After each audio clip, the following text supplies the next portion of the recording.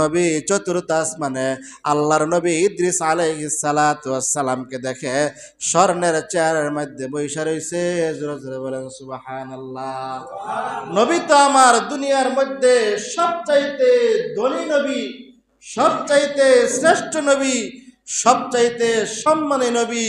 নবী আমার সবচাইতে ধনী হওয়া সত্ত্বেও আল্লাহর নবী কোনদিন স্বর্ণের চেয়ার দেখে নাই। আল্লাহর নবী কি করে নাই? দুনিয়ার মধ্যে সবচাইতে ধনী, কিন্তু আল্লাহর নবী কোনোদিন কি দেখে নাই? স্বর্ণের চেয়ার দেখে নাই।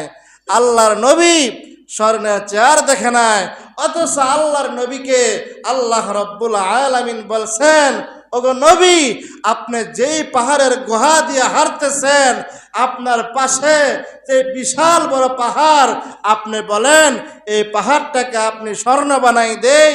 আপনি বলেন বাম পাশের পাহাড়টাকে আমি মণিমুক্তা বানাই দেই। নবী আমার বলেন না, আমি আমার গরিব উম্মতের সাথে জান্নাতের মধ্যে থাকতে চাই। জোরে বলেন সুবহানাল্লাহ।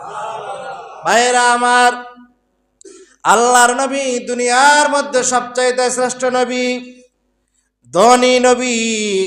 আল্লাহর পয়গম্বর ধনী হওয়া সত্ত্বেও লাগাতার 4 দিন 5 দিন কোনো বেলা খাবার খাইতে পারে নাই। 2 থেকে 3 মাস আল্লাহর পয়গম্বরের ঘরের মধ্যে চুলা জ্বলে নাই। কিতাবের মধ্যে পৌঁছায় আল্লাহর পয়গম্বরের 9 জন স্ত্রী।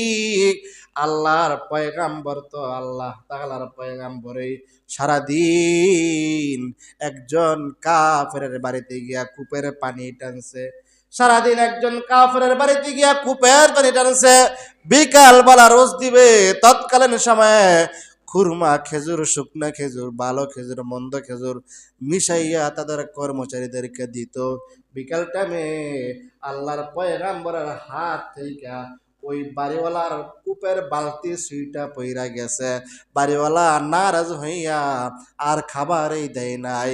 কেউ কেউ বলেন 2, 4, 5টা খেজুর দিছেন, কেউ কেউ বলেন 1টা খেজুর দিছেন। 1টা খেজুর মসজিদের মধ্যে সারার নামাজ আদায় করিয়া বিবিরা কয়েকদিন যাবৎ উপাস। আল্লাহর পয়গম্বরকে কেউ কাজেও নেয় না। আল্লাহর পয়গম্বর সারার নামাজ পড়িয়া মসজিদ থেকে আস্তে আস্তে বাড়িতে গেলেন। সবাই পেটের ক্ষুধা সামনে নিয়ে সামনে অগ্রসর হইতেছেন।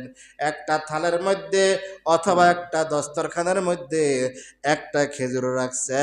1টা খেজুর আল্লাহর পয়গম্বরের 9